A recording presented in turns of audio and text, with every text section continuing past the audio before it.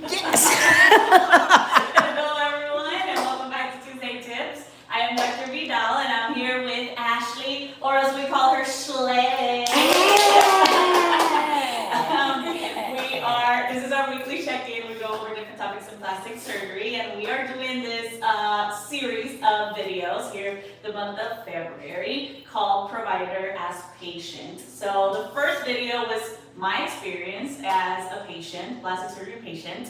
I did a Miami makeover, so if you want to check out that video, it's in all our platforms. And I talked a little bit about what I learned and all the things that we talk about as provider. Then living through it, it's a different experience. Then last week, Sarah was with us. She had she had two procedures, breast augmentation and a BBL after.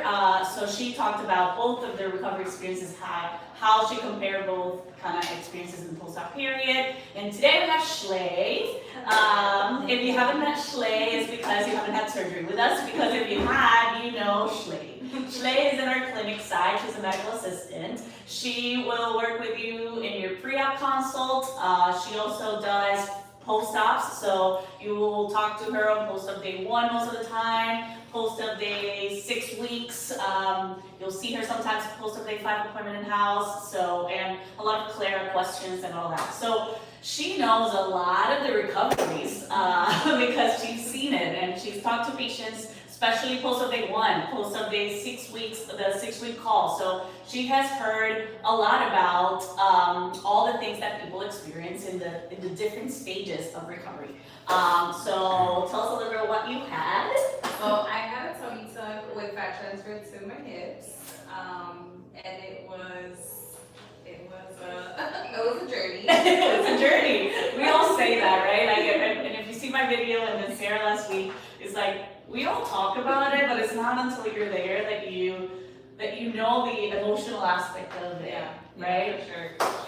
There's days that you wake up and you're like, I love what I see. Then there's days that you wake up and you're like, but why am I so swollen? Why is this happening? Yes. And it's all part of the process. Yes. So Shley's a mom. So having the tummy tuck, why did you decide to go? Like, we all go through that. Like, I don't want the incisions. What do you thought about all that process? Well, for a while, I was like, let me just go to the gym, work out. I had 2 kids, but of course, I still had a little mommy pooch. Yeah. And I decided I wasn't gonna have any more kids, so I was ready to have that incision because my goal was to help that somebody to feel good in a bathing suit, wearing crop tops if I wanted to. And honestly, it was the best decision I ever made. My incision, my scar does not bother me at all. Basically nobody really sees it when you have underwear on, when you have a bathing suit on. Yeah. It's very easy to hide. So I'm happy with it. Worth it. Yeah, Worth it's it. definitely worth it. Yeah, I mean, I tell a lot about to patients about that. I think that's the number one concern with the tummy tuck of everybody. It's like, oh, but I hate that scar. And let me just do lipo and or go do a BBL and I'll be fine with the skin. I just want to shave. And it's like, and that's one thing I could say working here. I have seen patients that have decided to go for the lipo first, and then after they're like, I should have done the tummy tuck. yeah. So seeing that actually, because I was one of those people that at first I was like, no, I want to do the lipo. Yeah. But then seeing the outcome, I'm like, I think definitely the tummy tuck is the best. Will make you happier with what you want. Yeah, definitely. What would you say was like the hardest part of your recovery?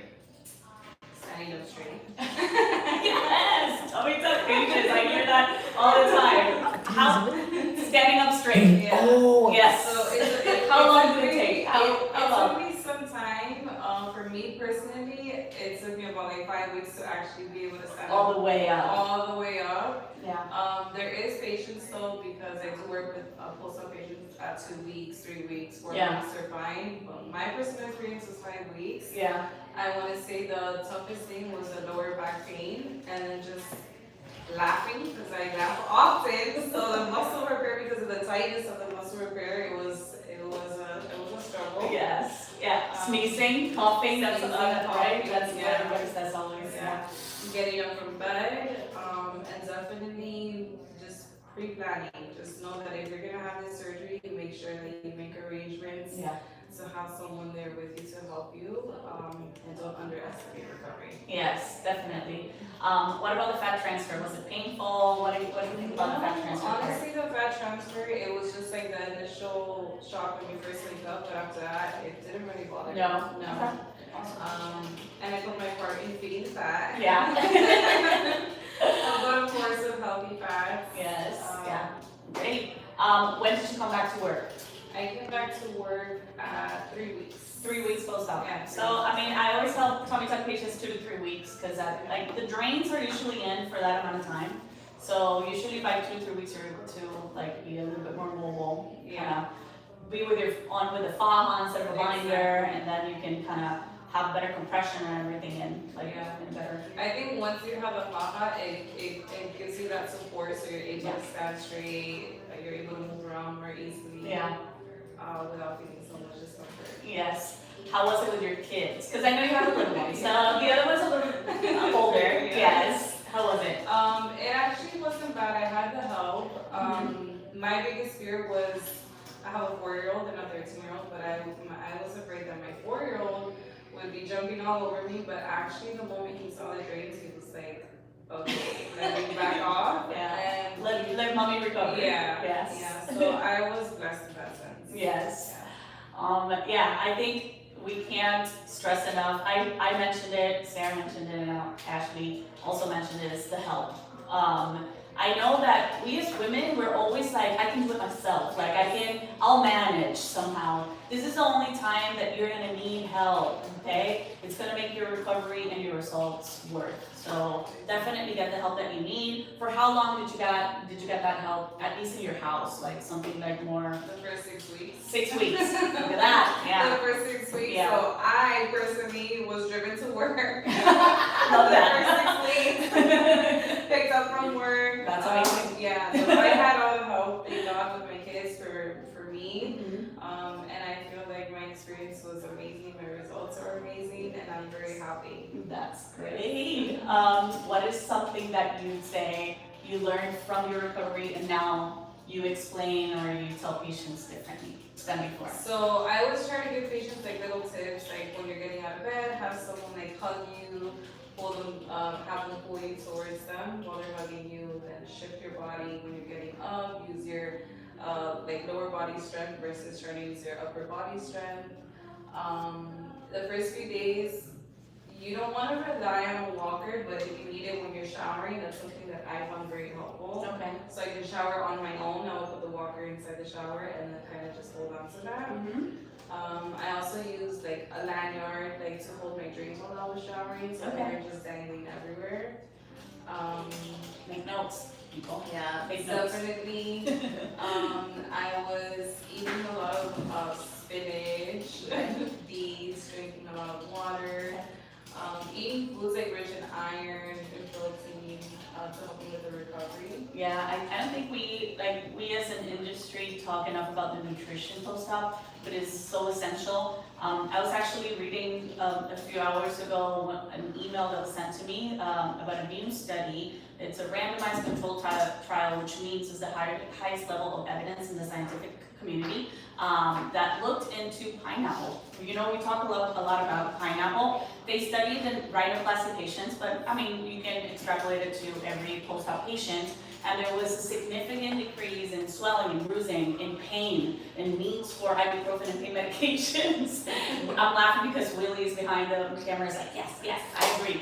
So it does make a difference. It's not us just saying drink pineapple. No, it's okay, sorry.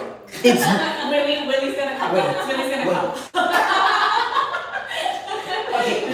This life is not about me. Yes, Willie, yours is next week. But I have to say the pineapple thing. Can I? Yes, of course. Yes, my mom, she did this tea. Yes, my mom did too. Yeah, with the chunks.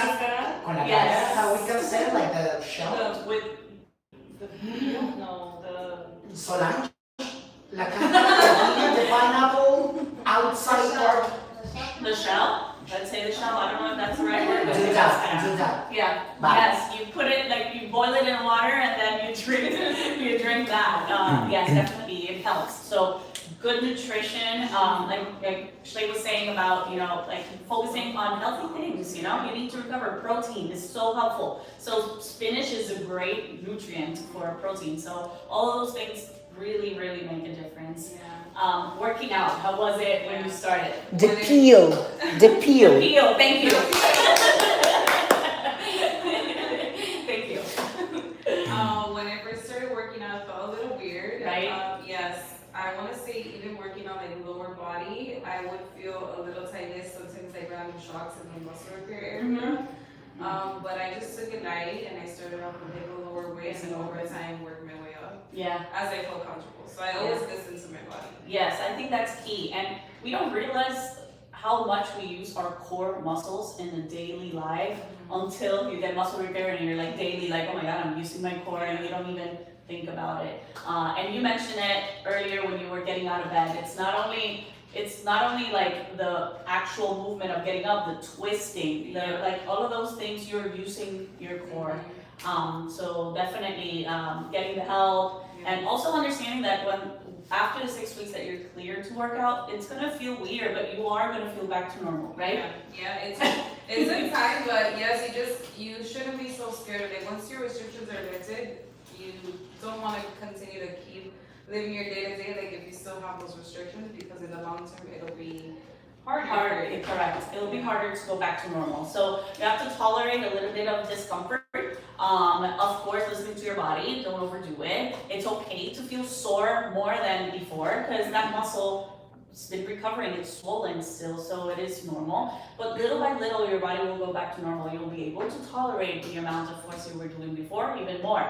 A lot of people have a more stability on the core because those muscles are brought back to the midline. So you are able to tolerate more weights, more core exercises after the muscle repair. Of course, there's going to be a certain period of time in between that you're kind of adjusting to that repair and to the swelling and the post-op, etc. But once you are able to tolerate that disturbing, like that discomfort period of time, then you'll be able to go back to normal.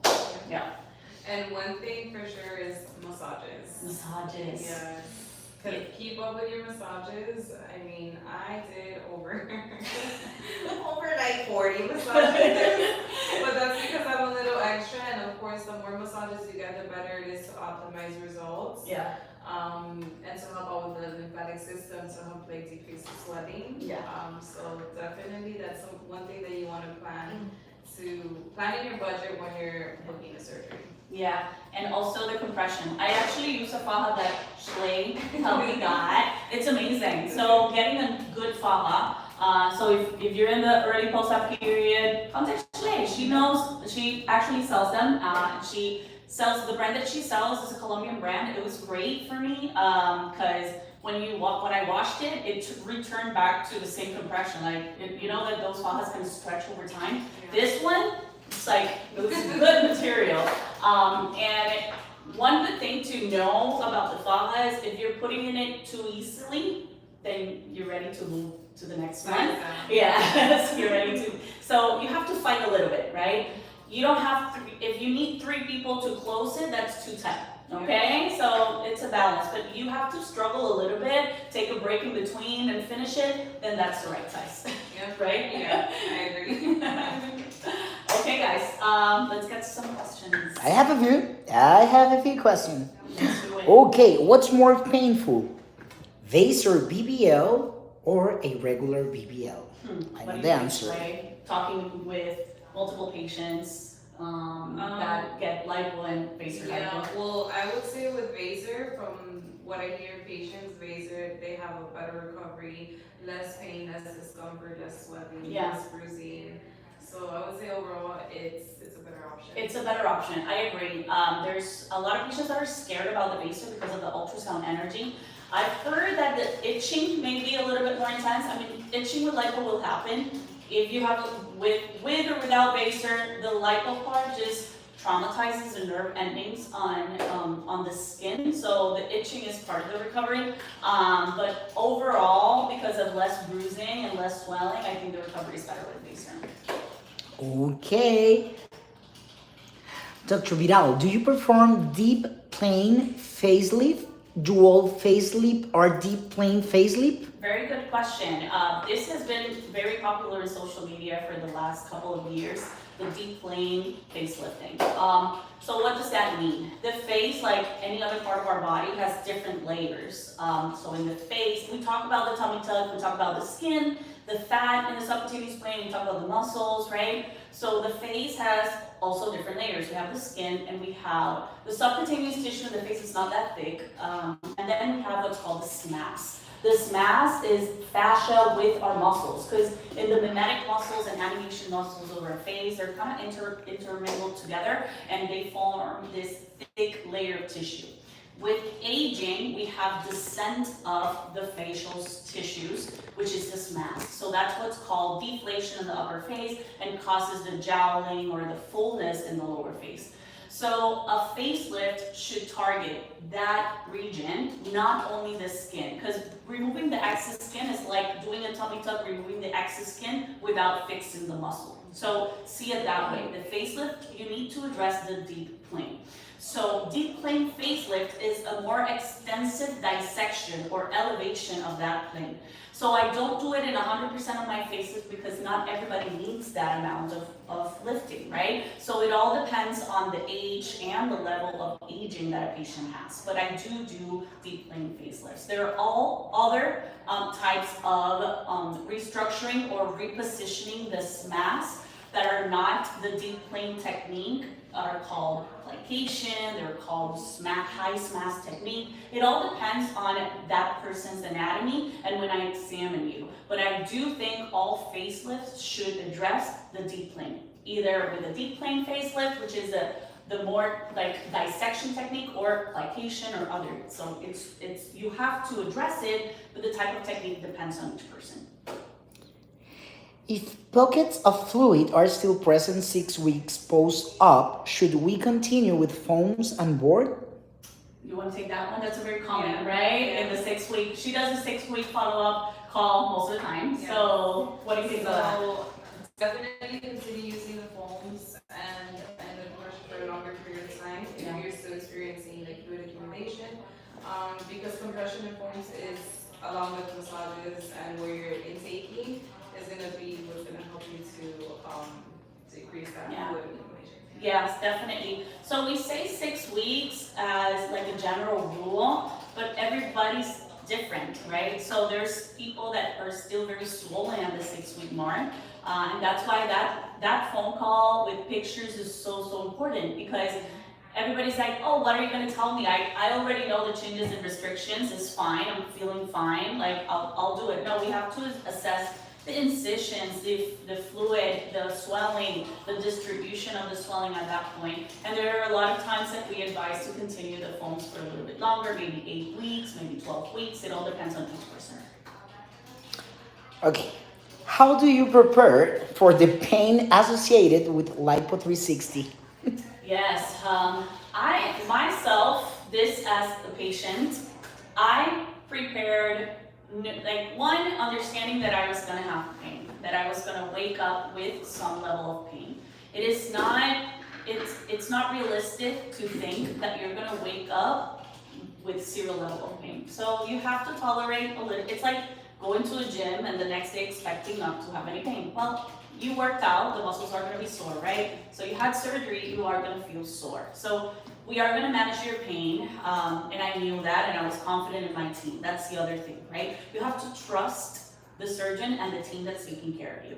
And we are not gonna let you suffer with pain. So that's the other thing, right? You're gonna be managed. You are gonna be sent home comfortable. I'm not saying zero pain. I'm saying comfortable with your pain managed in a low pain. Let's say you're gonna be discharged maybe in a 2 to 3 pain scale. And then you're gonna have narcotics to be taken after. So one thing that is very important in the post-op period is combination of treatment plan. So it's not just taking the Percocet and expecting the Percocet to do all the work.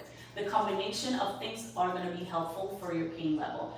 Tylenol with the Percocet, intercalate them.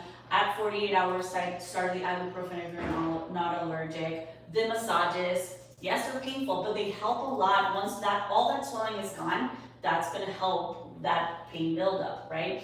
the compression, because the compression is not gonna let you swell to the maximum amount of swelling that's gonna cause more discomfort, and your nutrition. So all of those things are super, super important. What would you say? It's how did you prepare? Yeah, so basically just mentally prepare yourself to go into the surgery with the mentality of pain is expected, and if you feel pain, just know it is expected. If you don't, great. Yeah. And just taking my medications. Yeah. Taking my medications, and exactly what you said, keeping up with the massages, compression, Mm-hmm. because you do feel huge relief after each massage. Massage, yeah. That was And the best part of the day. The Yeah. massage, shower, put everything on, it's like and okay, then it's time to you relax. can, yeah. Yes, and then it's like, okay, let's rest. Have a little bit of whatever, soup, a little bit of like a protein shake, something, rest. And just look at each day, like tomorrow will be a better day. Yeah. That's one thing that I always tell myself, I always tell my patients, each day will be a better day, and you know, your road to recovery, every day will be a different day. And then it's gonna be closer to you, Exactly. right? Yeah, definitely. Okay. What percentage of fat transferred to the hips will stay? I hear a lot of people say their hip go away after 6 weeks. So that's a very good question. So when we're doing BBLs, we transfer in the butt and in the hips. The butt takes more fat. Why? Because of the blood supply. The hips don't have the same blood supply as the butt. So just put it in comparison as you're trying to grow a flower in a very healthy, like the seed is in a very healthy ground versus a not healthy, like more desert kind. You're still gonna do everything in your power to try to increase availability, stay away, no compression, your nutrition, your hydration, all of it. But yes, the percentage, let's say in the butt area can be as high as 80%, and the hips can be maybe 60 to 70%.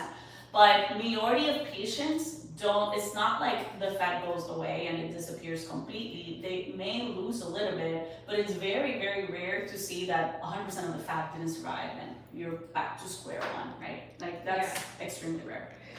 I think this question is similar, but the question is, I got transferred to the hips. How long does the swelling last, and what are the time frame of expect results? So with fat transfer, there's always an initial swelling in the early post-op period. Then by 6 weeks, the majority of that swelling is down, but the fluffing or the fat kind of expansion that occurs in the fat cells hasn't happened.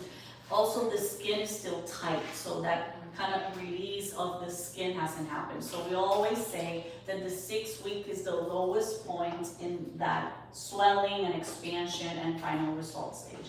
Then the fluffing and the skin relaxation, that tightness that you have initially starts to occur. So by 3 to 6 months is when you're gonna see your final result on the hip shape. Thank you. Okay, do I have to wear arm compression after an arm lift, or can I stop after just a few weeks? What do you say to that, Ashley? So you definitely want to wear your arm compressions the first 3 months. It's always recommended the first 6 weeks to wear 23 hours a day. And then after that, you can taper down to 12 hours on, 12 hours off until you're at 3 months. Correct, so very important. We want that, the arms swell a lot. So extremities, all the lymphatic drainage of the arm, it's obstructed with that incision. So you can get swelling even in the hand and forearm, especially in the initial period of time. So the compression is super, super important to get that final result. Okie dokie, Dr. B. And the last, well, this is not a question, this is a comment. I need to see you. So if somebody needs to see you or needs a consultation, it's the moment right now to explain how we can do it. Very, very easy. Go to the link bio. You can see a link to our website. There you can see virtual consultation form. You click there and it'll ask you a couple of questions, general questions about your name, date of birth, also the procedure that you want done. If you're not sure what procedure, just put a random one, right? If you're thinking about the breast, just put a breast lift. It doesn't mean that whatever you put, that's what we're gonna do. No, I'm gonna evaluate your case. So even if you don't see the option exactly of the procedure that you're thinking, or a lot of patients are like, I really don't know, I want you to evaluate me and tell me what I need. So just put one random, and the pictures, those are the most important aspect of that form is the pictures, good lighting, good distance between you and the camera at the level of the area that you want me to evaluate, and 3 angles at least, 1 front and side views. And you send it there. I'm going to evaluate all of those consultations, and I give the recommendations. The coordinator will give you a call. If you want to come to an in-person consult or do a virtual, like one-on-one consultation, all of that is possible, but the first step is through that link. The last question. You lied, really. Yeah, no, because that was a comment. It was a comment, not a question. Okay. So the question is, did you get to go home just after the surgery? Yes. I thought for 1 second I thought it was if I was able to go home. Like, yeah, I don't live here. Yes, you're able to go home. All of our procedures are ambulatory procedures, which mean that you are discharged home. I work in an office-based facility, office-based surgical facility here in the state of Florida. So you're not allowed to stay overnight, and that's the main reason, or one of the reasons, for all of our safety measures, so you can safely be discharged home. I do have hospital privileges in 3 nearby hospitals, so in case anything happens, you can be sent to a hospital that, you know, it's not the norm, of course, but all of my patients go home, discharge home the same day, yes. Okay. And I go home too. Yeah. Dr. B, there's a patient that asked if her question was answered. Okay. So I don't What was know the question? if she can ask it again.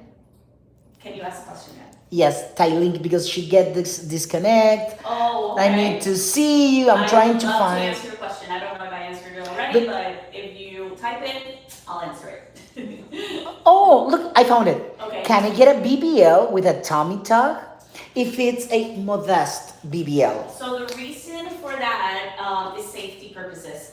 It goes along with what I was mentioning of an office-based surgical facility here in the state of Florida. I have a limit of fat removal. So I can only remove with a tummy tuck 1 liter of fat, and that's mainly focused on the flanks and areas of the waist. Yes, Willie. I can do a fat transfer to the hips like Ashley did, which is a great complement to complete that hourglass shape. Ashley? There you go. So that is a great compliment to kind of get that transition from the waist to the hips. The problem with the BBL then is I don't have enough fat to complete the buttock augmentation.